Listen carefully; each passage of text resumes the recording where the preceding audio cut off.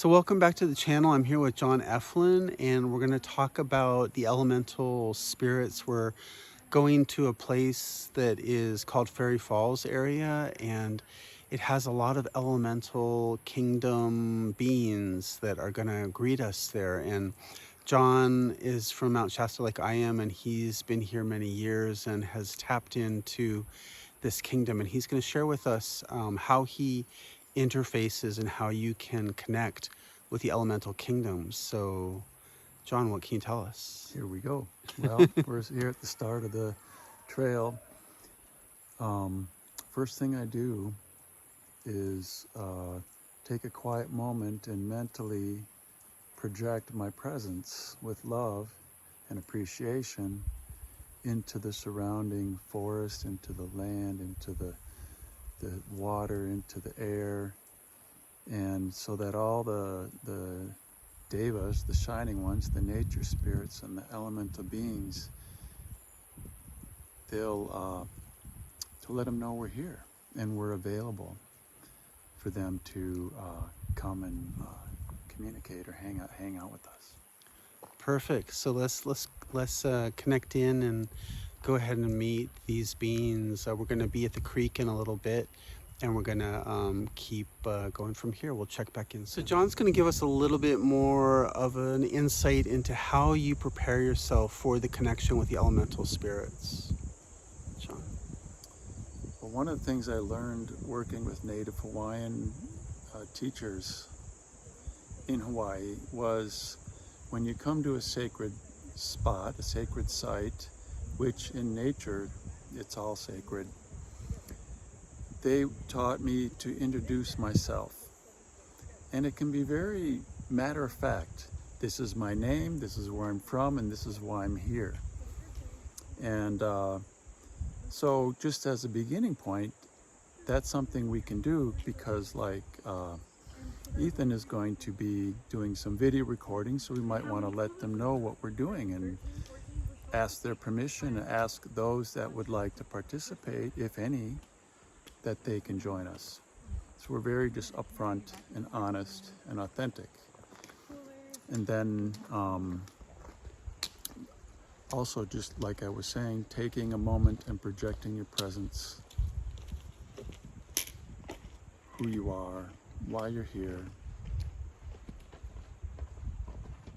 sending love, appreciation, honor to these beautiful sacred ones.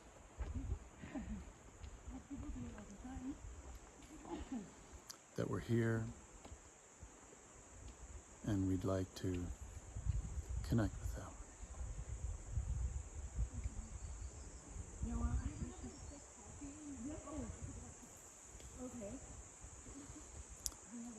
And then ask them to send us signs and signals, little invitations along the way that they're present. So here we are at some of the rapids down below Faery Falls, and we're just checking in with the nature spirits here. And we're going to see what John brings through of the elementals in this beautiful place that we're at right now. And so the process, as we both sat here, and Ethan felt strongly this was a good little place to sit, and we both sat down and we're like, well, what are we going to say? We have like nothing. And so Ethan said, well, let's just get quiet, sit for a moment, and instantly as I quieted, I felt the river washing over me. And then I thought of the elemental water spirits, or water sprites. And all of a sudden, that energy from the water rushing over me became like champagne bubbles, sparkly, from all the water elementals just flowing over me, flowing over us and tickling us, and giving you that shiver, that quickening of the energy, and just lightly caressing like champagne bubbles. It was just very, very enjoyable, very spontaneous, never done that before. Just opening with that open mind, without expectation, and seeing what happens. And in this case, it was instantaneous. And John, when that happens, like, what is the feeling like on a physical level or an energetic level? What do you experience? Is it in your body, or how does that come through to you? In this case, as I quieted, my attention was drawn to the water cascading over the rocks that we're sitting on. And so in a way, it's the water communicating, saying hello.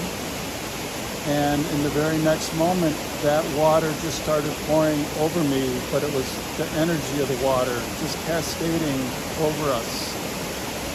And then it was just like a flash of insight, of knowing, like, oh, it's the elementals.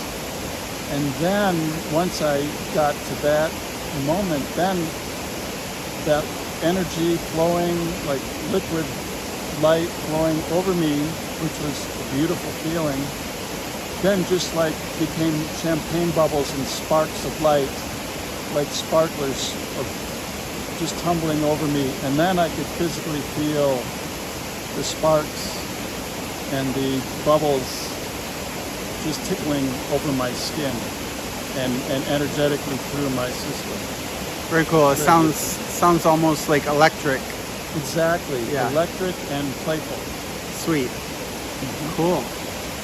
Well, we're going to keep checking out the area around here, and we're going to tune in for some more coming, so stay tuned and we'll be back soon. Before we move on to our next spot, I just wanted to ask you, John, when you see the nature spirits, because I know that you do see nature spirits, we've talked about this, the Elemental Kingdom, like, do you actually see them with your physical eye, or is it something more subtle?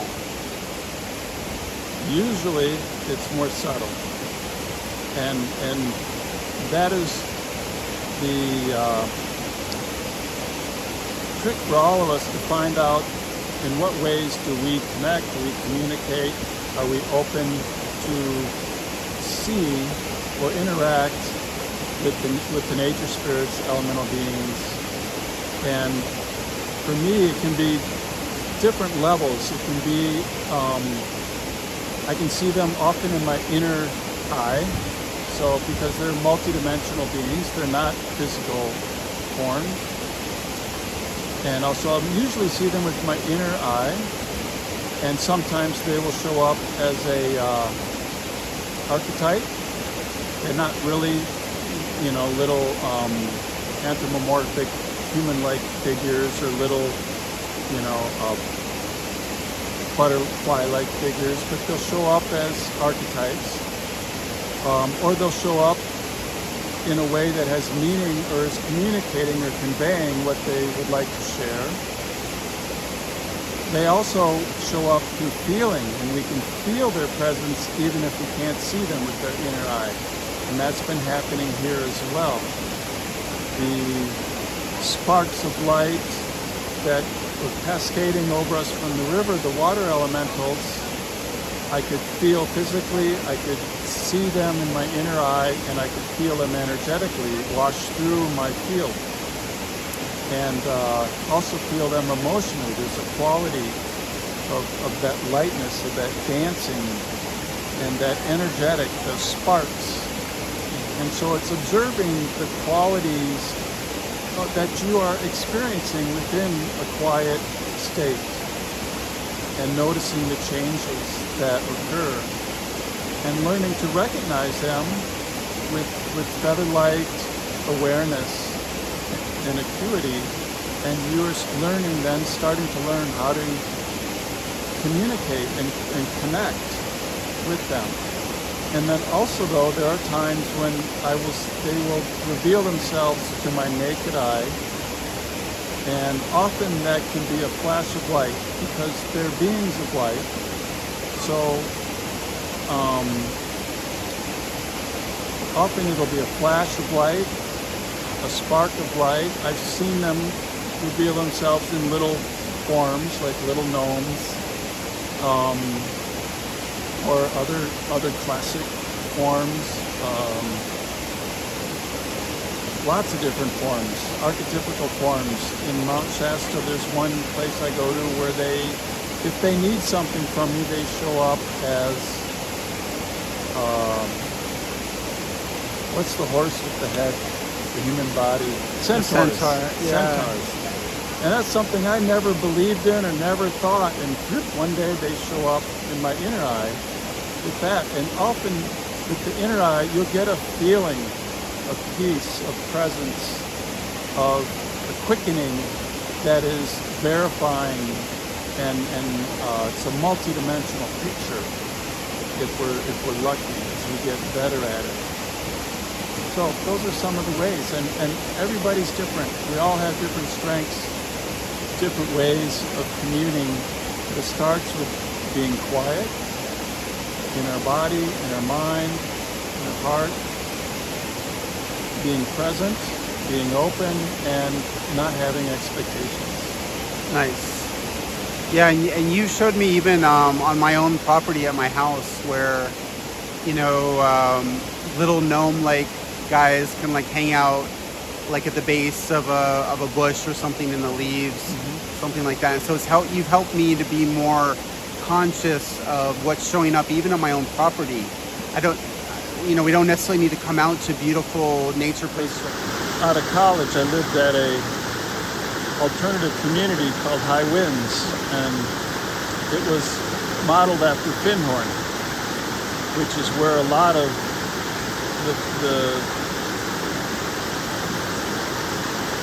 awareness of elemental and nature spirits in these kingdoms, these realms, in our modern times, contemporary times, was through what was happening at this community in Scotland called Pinhorn. So that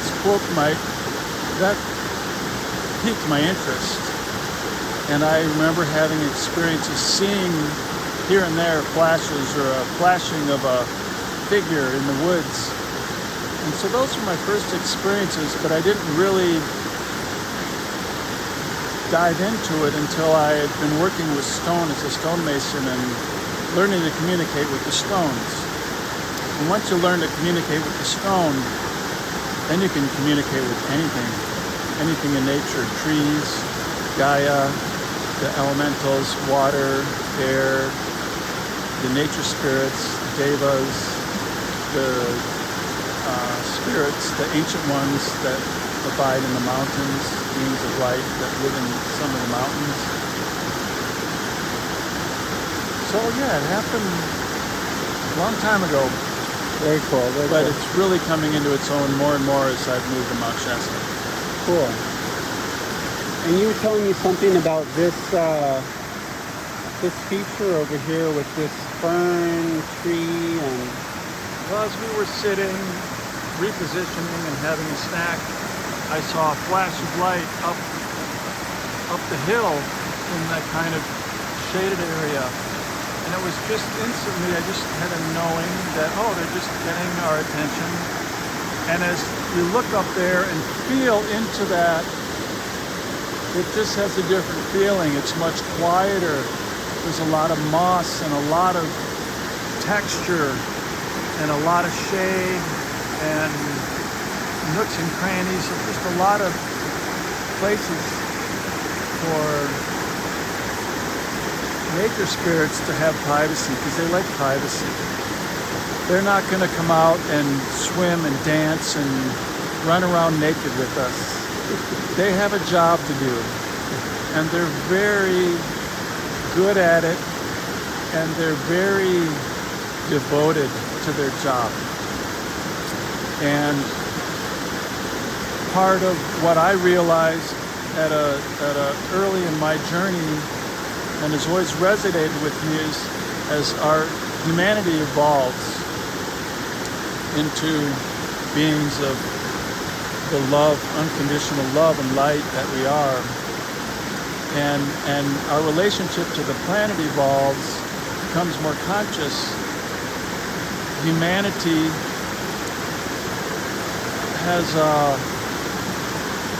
is a link with the kingdoms of nature and the unseen realms of nature and the heaven realms. And there's a book that I think came out of Pinhorn that really sparked my interest in that. Let the Standing Stone Speak. Great book. That wasn't out of Findhorn, but that book really lit my fire as like, there's purpose for, there's part of our human evolution is to learn to honor and respect and communicate and connect with the spirits in nature and to work with them. And then as we build our society, as we quarry stone, as we build things, as we build, for example, electrical distribution systems, if we build them in concert with, in partnership with the spirits of nature, the spirits of electricity, the spirits of the land, and the materials that we use to, say, put in a high transmission line, and we work with the guidance of the land and the big spirits who kind of guard and regulate different landscapes, then our electric transmission lines will not be disrupted and will not put out a disrupted electromagnetic field, but they'll put out a pure electromagnetic field that is in harmony with nature, with the human heart, with the human soul, and with the universe. And so that's why when we don't do that is when we end up with like disrupted electromagnetic fields that for people who are real sensitive, that can be a bit of a problem, can affect them. Thank you. Thank you. So John, I wanted to ask you about the perception of the elemental kingdom because, like, my understanding is that in Ireland, they call it the sight, the inner sight, being able to see the kingdom on sort of your inner vision. But like, that's not the only way to perceive the elementals, right? What is your experience or knowledge about like different ways of tapping into this kingdom? Well, as you mentioned, Ethan, you're very more auditory in nature. And just as we have 5 senses of the physical body, we have 5 at least extrasensory perceptual ways of listening or of seeing. You can see with our inner eye, clairvoyance. We have clairaudience. We have we can feel things through touch, through energetic touch and sensation. Clairsentience? Clairsentience, and also clairolfactory, right, where we can literally smell things that are on a different dimension. And then, that's just the beginning. Then we have all the different levels of intuition, knowing. We can sense with our gut, with our heart, with our third eye, deep levels of intuition and connecting. It's as many levels of consciousness that we have ways of communicating with these beautiful aspects of creation.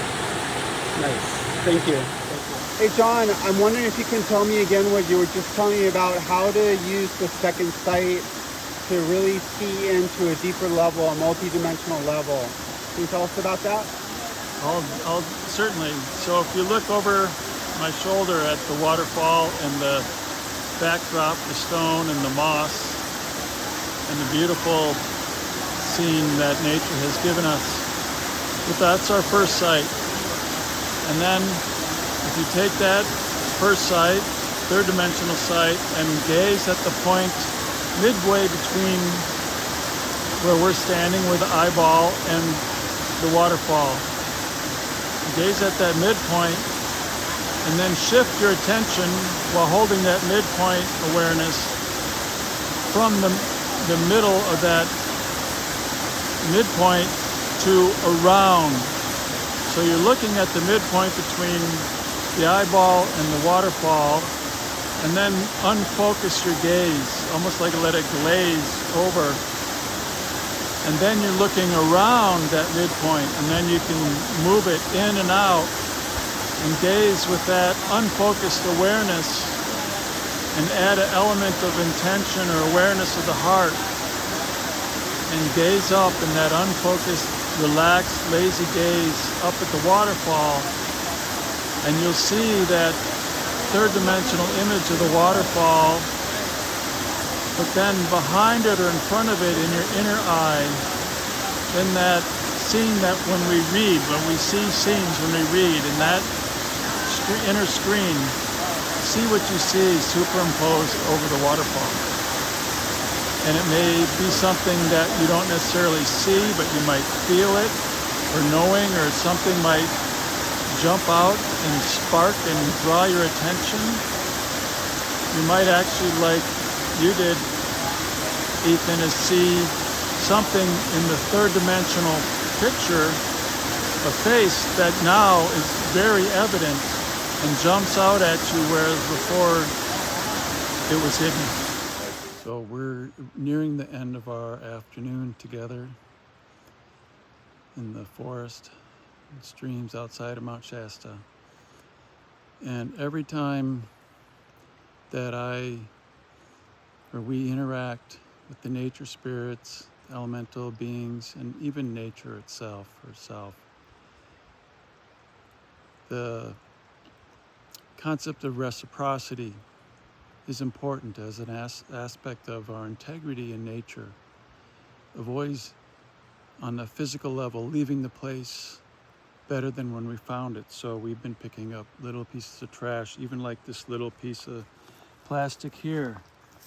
The nature spirits, plastic in particular, is disharmonious, just very little bit, but the act of picking up that plastic is an act of love, and that's what they feel.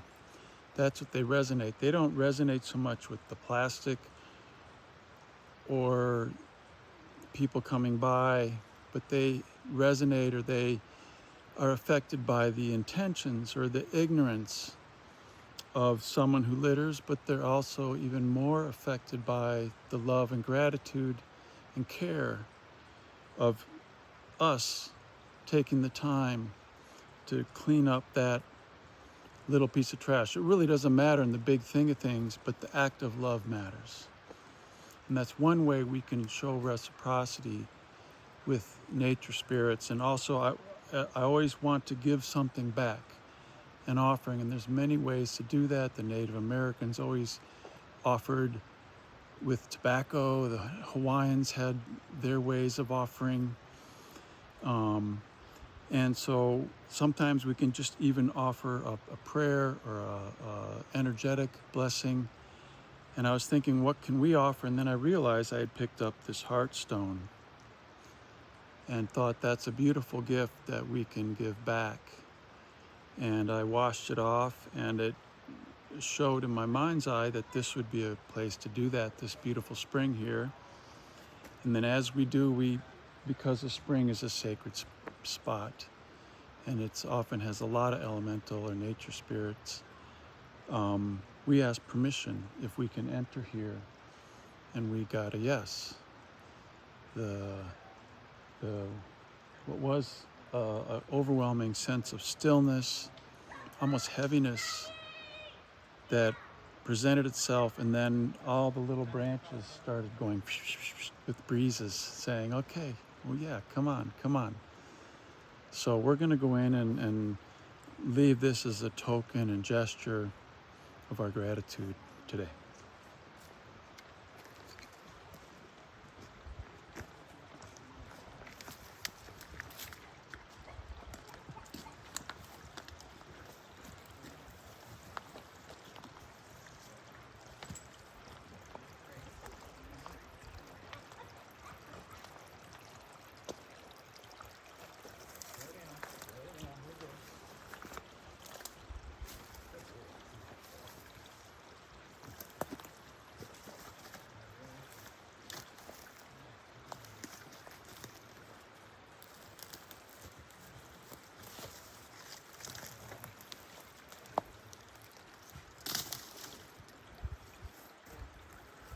Okay, and just simple gratitude. In leaving an offering like this, we want to leave something that is natural to the area We don't want to leave crystals or coins or, I mean, even flowers, as beautiful as that is, that's it doesn't fit in. It isn't harmonized into the landscape on a visual sense especially. So maybe a little tobacco or some lavender buds, something very simple, small. And here in this case we have this rock which came right off this land that's going to represent and carry the energy of our intention, because all of this in learning to connect with and communicate with nature, with the unseen nature beings, the nature spirits, elemental beings. It's all about love, honor, and respect. If we have love, honor, and respect, and then we are in integrity, that's what they respond to. So yes.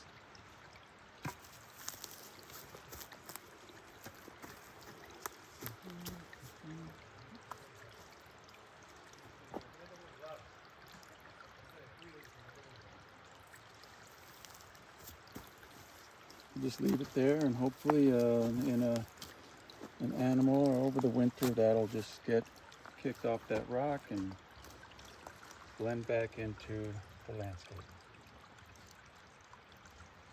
John, thank you so much for showing us the Elemental Kingdom at Faery Falls and Mount Shasta. This has been really amazing. And that's a beautiful way to end with our offering back to the nature spirits of the Heartstone. And thank you so much. Your website will be linked below in the show notes, and people can get a hold of you if they want to have connection with you and learn more about the nature kingdom and maybe experience it for themselves with you in Mount Shasta area or somewhere.